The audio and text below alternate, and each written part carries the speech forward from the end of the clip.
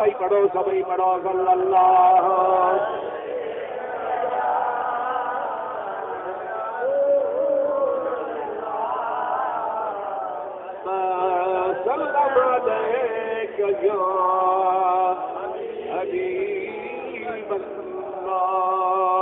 अल्लाह ताला जल्ल जलालुहु मन वालो पाने कलामे पाक में इरशाद फरमाया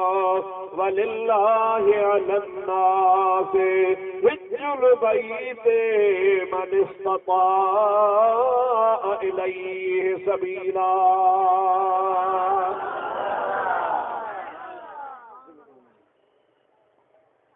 वलिल्लाहि अल्लाह कारण क्यों सुभान अल्लाह वलिल्लाहि अलन्नासि खुदा कारण खुदा जे रज़ा जे वास्ते अल्लाह ताला फरमाए तो मां माण्हू जे मथां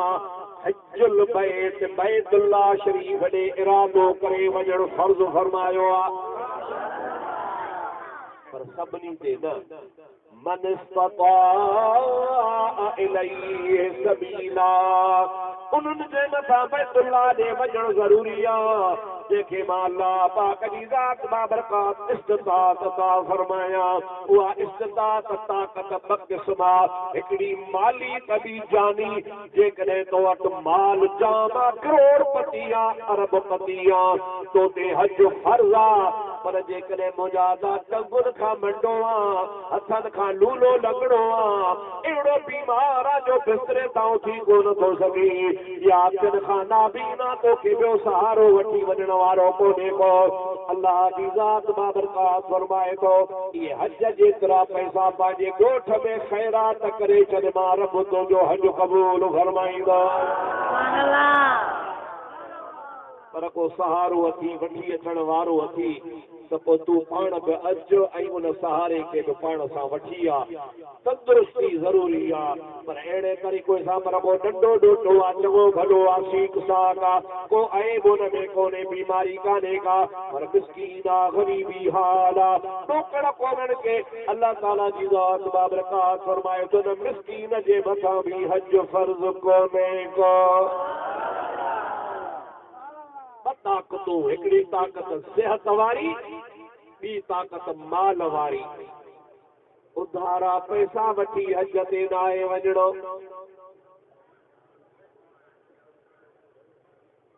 अदा हज जो इरादो थी पियो आहे यार पैसा त ॾे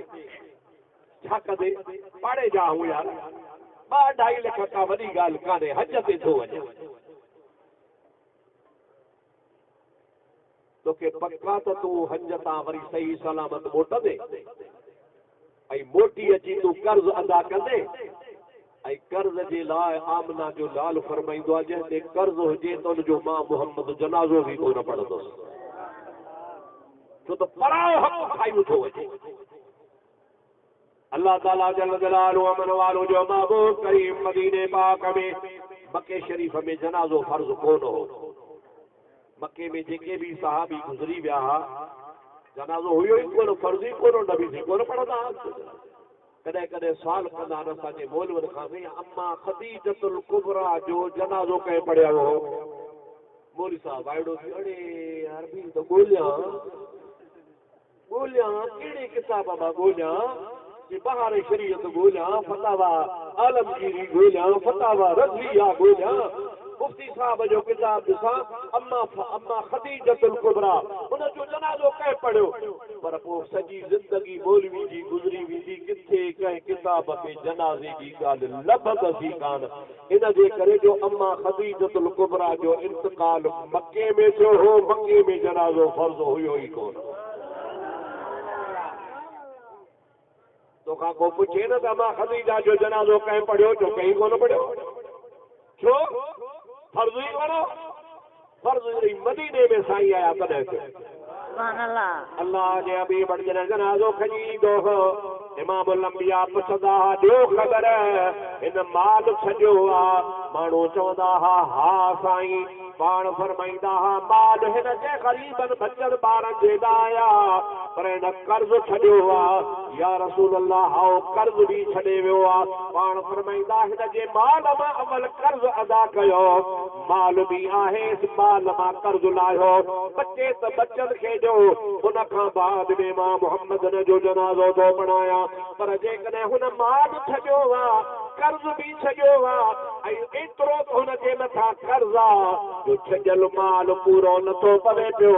लख रुपयो छॾे वियो आहे 10 लख कर्ज़ छॾे वियो आहे इमामुल अंबिया फरमाइनि था इहो माल कर्ज़ खां तमामु छोड़ो आहे कर्ज़ तमामु घणो आहे तंहिंजे करे इन जो जनाज़ो तव्हां भली मुस्लमान ॿिया वञी पढ़ो मां मोहम्मद जनाज़ो कोन पढ़ंदो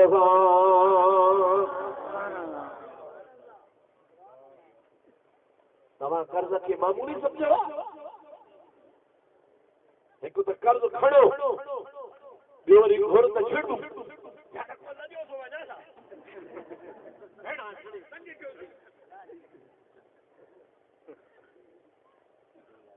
जहिड़ो जहिड़ो कर्ज़ ॾियण वारो सोचो नौकरो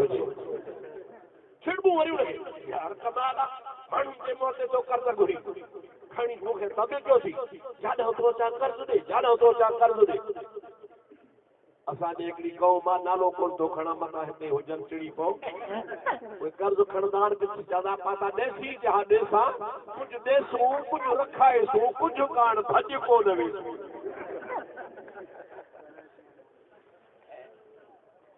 हाणे सभु सराइकी वारा हिकु ॿिए पिया ॾियारींदा सभई चओ सल्लल्लाहु अलैहि या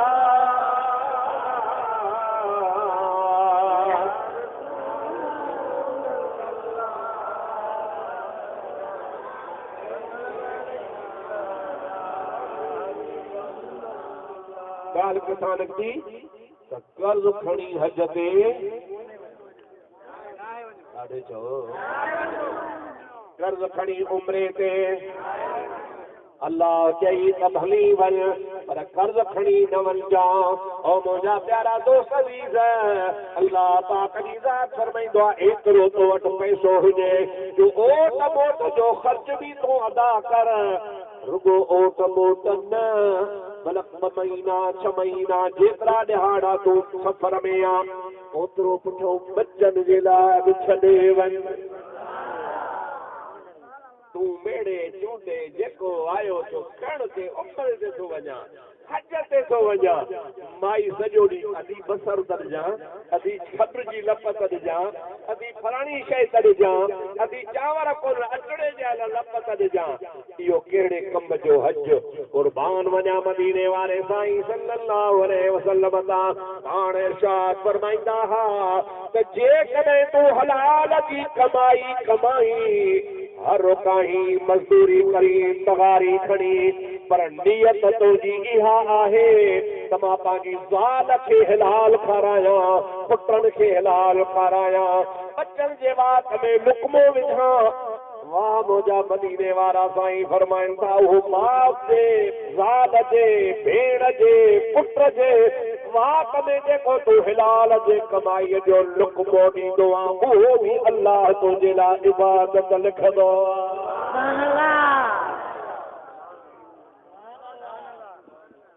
पोइ तुंहिंजे लाइ चाहे हलाल जी कमाई कमाए पघर वहार उन मां आमदनी थी बचड़नि खे खाराए अॻ में बचनि जो हक़ आहे पोइ बच्चा तुंहिंजा खाईंदा अल्लाह ताला जी ज़ात बाबरकात बचनि जो खाइण बि तुंहिंजो इबादत में लिखंदो तंहिंजे करे हाणे इहा ॻाल्हि ज़हन में हुजेव त उमिरि ते या हज शरीफ़ ते कर्ज़ खणी न वञिबो अल्लाह ॾे ओट मोट जो ख़र्च ऐं जेसीं ताईं घर वापसि अचे ताईं घर वारनि जो बि ख़र्च हुजे कर्ज़ बि न हुजे अॻ में बि कर्ज़ अदा कर उन खां पोइ घर वारनि जा हक़ अदा कर उन खां बाद में तोखे बचत थिए छो त अल्लाह ताला फरमा मन इस्तताअ इलैहि सबीला हज उन्ही जे मथां आहे जंहिंखे इस्तिताअत हुजे मां अल्लाह ताला ताईं दरगाह ताईं मां पहुची सघण जी हुन में कुवत हुजे ऐं मां तव्हांखे इहो बि ॿुधायां त कंहिं यतीम जी कंहिं बुखे जी कंहिं ग़रीब जी पाड़े में हुजण वारे जी तो वटि हज जेतिरा पैसा आहिनि, घर जे लाइ ख़र्च थी कर्ज़ बि कोन ॾेई तोखे हाणे हज फर्ज़ आहे, पर तोखे ख़बर आहे त मुंहिंजे पाड़े में को मिस्कीन आहे, वेला थो वेहे। मुंहिंजा प्यारा दोस्त अज़ीज़, तुंहिंजे मथां हक़ हुयो आहे त तूं हुन मिस्कीन खे बचड़नि जे लाइ मदद कर, रब साईं तोखे घर वेठे हज जो सवाब अता फरमाए। हिकिड़ो वाक़ियो मूंखे यादि थो अचे, अल्लामा सफूरी रहमतुल्लाह अलैहि लिखियो आहे नुज़हतुल मजालिस में, ऐं उहो ॿुधंदे इंशाअल्लाह ताला तुंहिंजो ईमान ताज़ो थियो। दुरूद पढ़ो सल्लल्लाहु अलैहि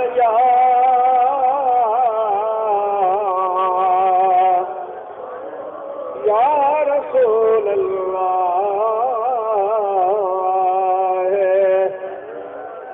वसल्लम अलैका या हबीब अल्लाह। दोस्तों मुसलमान भाइरों, अल्लाह जो कामिल वली जंहिंजो नालो विलायत जे मक़ाम में तमाम घणो मशहूर शोहरत याफ़्तो आहे, हज़रत बायज़ीद बिस्तामी रहमतुल्लाह अलैह। ॾाढे चओ सुभान अल्लाह। उन बायज़ीद बिस्तामी रहमतुल्लाह अलैह के अल्लाह पाक जी ज़ात बाबरकात रात जे टाइम ते इल्हाम फरमायो। नबियनि ते वही ईंदो आहे, मलाइक ईंदो आहे, अल्लाह जो पैगाम पुॼाईंदो आहे, ऐं उहो मलाइक ख़ुदा जे तरफ़ खां मुक़रर अची हुनखे ॿुधाईंदो आहे त हीउ अल्लाह जो हुकुम आहे। लेकिन वलीअ जेके सवन उनखे वही न थींदो आहे, इल्हाम थींदो आहे। इल्हाम जी माना आहे त कुदरती तरह हुन जे दिलि में अल्लाह पाक जे तरफ़ खां हिकिड़ी हिदायत ऐं हिकिड़ो आवाज़ ईंदो आहे, जेको इल्हाम सिर्फ़ु उन वलीअ जे लाइ हुजत आहे, मुंहिंजे लाइ हुजत कोन्हे। जंहिंखे इल्हाम थियो आहे हुजत उन जे लाइ। हज़रत बायज़ीद बिस्तामी रहमतुल्लाह अलैह के कुदरत वटां इल्हाम जो, ओ बायज़ीद उथी सुबुह जो सवेर वञ, बगदाद जे शहर में फलाणे महल्ले में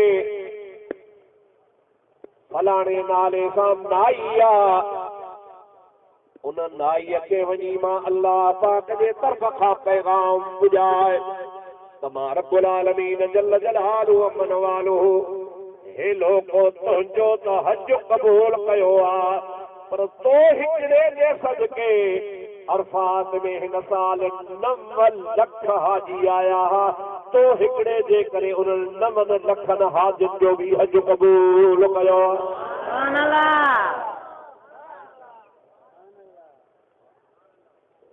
सभई जो सुभान अल्लाह।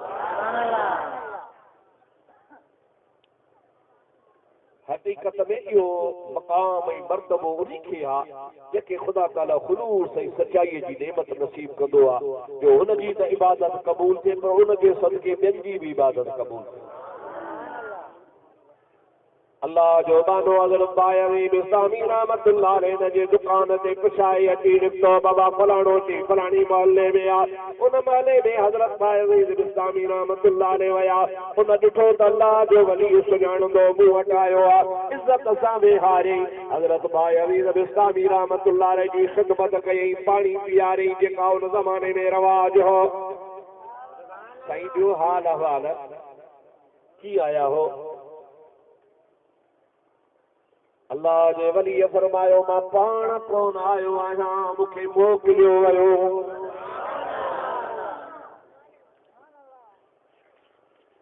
साईं कंहिं तव्हांखे मोकिलियो आहे? मूंखे मुंहिंजे अल्लाह मोकिलियो आहे। छा हुकुम आहे? रब्बुल आलमीन जल जलालुहु अमन वालुहु जी ज़ात बाबरकात तोखे फरमायो आहे त नाईअ खे वञी मुंहिंजे तरफ़ खां मुबारक ॾे त हे लोक तुंहिंजो हज मूं रब्बुल आलमीन पंहिंजे दरगाह में त क़बूल फरमायो आहे, पर जेके अरफात में 9 लख हाजी आया हुआ तुंहिंजे सदके उन्हनि जो बि हज क़बूल कयो।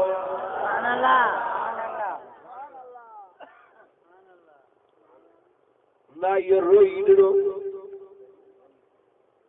अखियुनि मां लुड़क वहाए बायज़ीद बिस्तामी जे पेरनि ते किरी पियो। ओ साईं अब्दुर्रहीम तबुते छठो न करे, मौलवी गुलाम मुस्तफा तबुते छठो न करे, मौलवी एजाज तबुते छठो न करे, जानिब फकीर तबुते छठो न करे, ठहे थो पर तो जहिड़ो माण्हू मुंहिंजे मथां ठठो न करे, ठहे ई कोन। अबा छाजी ठठो न हिकु भला मां हज ते वियो ई कोन, हज ते वियो ई कोन आहियां, वयो न आहियां त पोइ मुंहिंजो हज क़बूल किथां क़बूल थियो, ऐं मुंहिंजे सदके 9 लख हाजनि जो हज कीअं क़बूल थियो। अल्लाह जे माण्हुड़ो हज़रत बाज़ीद बिस्तामी परेशान थी वियो, चवे थो त मां वयो ई कोन आहियां। अल्लाह जे बाने अल्लाह ॾे रुजू कयो, मुंहिंजा मौला ही त चवे थो त मां हज ते वयो ई कोन आहियां। पोइ जेको वयो कोन्हे को उनजो हज किथां क़बूल थियो, ऐं उनजे सदके ॿियनि जो हज किथां क़बूल थियो। मुंहिंजा मौला तूं राज़ खे खोल। अल्लाह पाक जी ज़ात बाबरकात फरमायो, तूं मालिक खां पुछ त बेख़बर तो हज जी तयारी कई ही।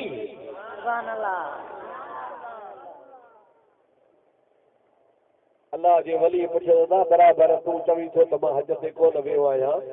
पर हज जी तयारी कई हुई कि हा से तयारी कई हुई। पोइ छो न वे सलात पढ़ो ॿुधायां सल्लल्लाहु अलैहि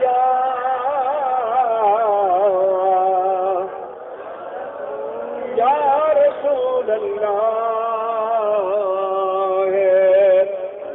वसल्लम अलैका या हबीब अल्लाह। ज़ोर आवाज़ जोर जो सल्लल्लाहु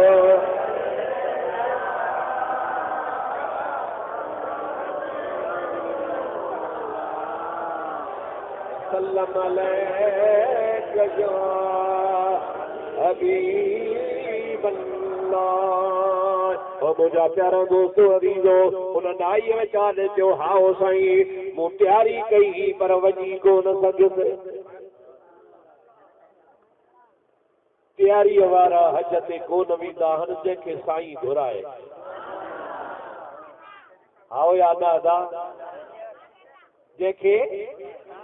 पिटाई साचल वाग धड़ीअ जे वस आऊं का पाण वही नी। वाग कंहिंजे हथ में आहे तो अलाह जे हथ में आहे। जे अलाह से घुरंदो आहे त देर कोन कंदो आहे। मौलाना जलालुद्दीन रूमी चयो आहे पंहिंजे मसनवी शरीफ़ में कि हिकिड़ी किवली ही नंढी कीड़ी माकोड़ी जंहिंखे तव्हां चवंदा हो, उहा वेही अलाह ॾिसी मुंहिंजा मौला मां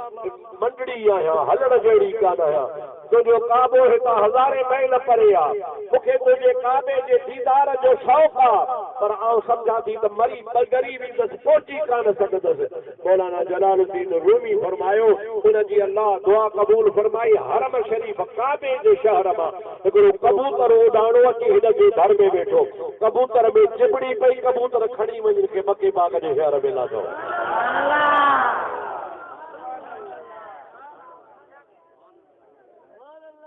जो कंहिंजे हथ में आहे, ॾाढे जो कंहिंजे हथ में आहे। ऐं मुंहिंजा प्यारा दोस्त वीर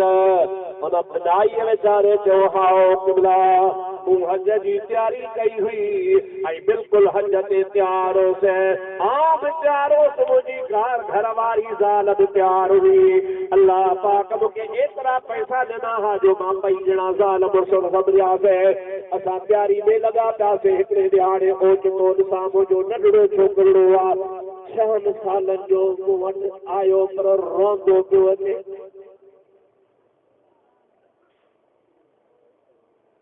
नंढड़ो ॿारड़ो 6 साल जो,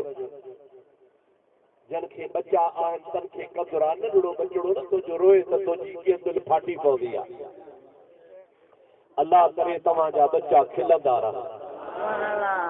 अल्लाह से तव्हांखे बच्चनि जो दुख न ॾेखारे। मां दुआ कयां थो अल्लाह करे तव्हांजा बचड़ा क़ुरान पढ़नि, हाफ़िज़ ऐं आलिम थियनि, कंहिं दीनी मदरसे में दीन जी तालीम हासिल कनि। मुझा दोस्तों अदीजो अर्ज़ तो करियो सोना भाई अज़ीज़ बिस्तामी मुझो नंढड़ो छोकरो 6 साल जो रोंदो रोंदो मूं वटि आयो वो ॿारड़े जा लखनि जा ॻोढ़ा साफ़ कया पाकुर पाता चुपियूं पाचियूं बाबा ॾे ख़बर तोसां केरु विढ़ियो आहे मूंखे चवणु लॻो बाबा विढ़ियो केरु कोन्हे को बाबा को रोई चो थो ही बाबा पंहिंजे पाड़े में घर आहे चाचे फलाणे जो हा अॼु हुननि गोश्त पचायो हो मां उते वेठो मूं चाचे खे बि चयो चाची खे बि चयो तव्हां गोश्त खाओ था मूंखे बि प्लेट में का हिकु ॿ बूटी कढी ॾियो मूंखे चवणु लॻा पुट असांजे लाइ हलाल आहे तुंहिंजे लाइ हराम आहे ॾाढो चयो मान पर मूंखे चयो बाबा तूं सम्झी नथो वञ वञ घर वञ तुंहिंजे लाइ हराम आहे असांजे लाइ हलाल आहे बाबा मूंखे दुख दियो ॿार चाचो साईं मूंखे एतिरो त करे हिकिड़ी बूटी ॾेई छॾे हा मुंहिंजा दोस्त अज़ीज़ो भाई अज़ीज़ बिस्तामी खे चवणु लॻो उहो नाई उहो हजाम चवणु लॻो साईं मूंखे का वड़ाई गुस्सो आयो सिधो हुनजे घर वियुसि घर वञी हुनखे चयोमांसि बेशर्मा बेहयावा बेग़ैरता तोखे लज कान्हे का पाड़े जो तोखे शर्म कोन्हे को हू चुपड़ी कई वेठो ॿुधे कंधु हेठि कयो वेठो आहे जमल मुंहिंजो गुस्सो थधो थियो ऐं हुन मूंखे का वर्दी कान ॾिनी हाणे आस्ता पुछियोमांसि तोखे हया अचणु खपे हा मुंहिंजो ॿारड़ो तो आयो बूटी छा थींदी आहे उहा जेकॾहिं तूं मुंहिंजे बचे जे तरीअ ते रखी आहे त छा थी पवई आहे तुंहिंजा बचा खाइनि पाड़े में मुंहिंजे बचे जो तूं पाण हली आयो हो ॾेई छॾींदा मुंहिंजा दोस्तो भाई अज़ीज़ बिस्तामी खे चई कि मिला वो मुझे पाड़े श्री अखन मां लुढ़क वहाण लॻो ज़ारो ज़ार रोअण लॻो मूंखे चई अदा इहो मसइलो मूंखां न पुछ जे न मूंखे ॿुधाए मूं हुनखे जमल घणो तंग कयो मूं चयोमांसि तूं अलाह जे फज़ल सां अमीर आहे तुंहिंजे अमीर औलाद जे लाइ इहो गोश्त हराम आहे मुंहिंजे लाइ हिलाल आहे इहो वरी कहिड़ो मसइलो आहे जो तुंहिंजे लाइ हिलाल मुंहिंजे लाइ हराम अदा नाई तोखे ख़बर कान्हे 4 ॾींहं 4 रातियूं गुज़री विया असांजे घर में तांगी पाटी कान थी हुई असांखे न खाइण जी शइ न पीअण जी शइ मुंहिंजा बच्चा रोई रोई बेहाल थी पिया अॼु चौथे ॾिहाड़े मजबूर थी करे मां झंगल ॾे वियुसि उते झंगल में हिकिड़ो मुर्दार जानवर पियो हुयो उन मुर्दार जो गोश्त कटे साफ़ करे रखी रखियो अथमि मुंहिंजे लाइ त हिलाल आहे जो मां बुखार आहियां मुंहिंजे बचनि जा लाइ हिलाल आहे जो बुखार आहे पर तूं अमीर माण्हू आहे तुंहिंजे लाइ हिलाल कोन्हे इन जे करे मूं पंहिंजे बचनि खे खारायो तोखे कोन खारायो आहे जमल उन इहा ॻाल्हि कई ओ भाई अज़ीज़ बिस्तामी मूंखे हया आयो त मां घर में सुखियो हज जा पैसा गॾु कयूं वेठो आहियां ऐं ही वरी मिस्कीन वेचारो बचनि खे हराम पियो खाराए का शइ कान्हे मां उनी महिल वञी ज़ाल सां सदा करे उहे समूरा हज वारा पैसा हिनखे फी सबिलिल्लाह ॾेई छॾिया अल्लाहु अकबर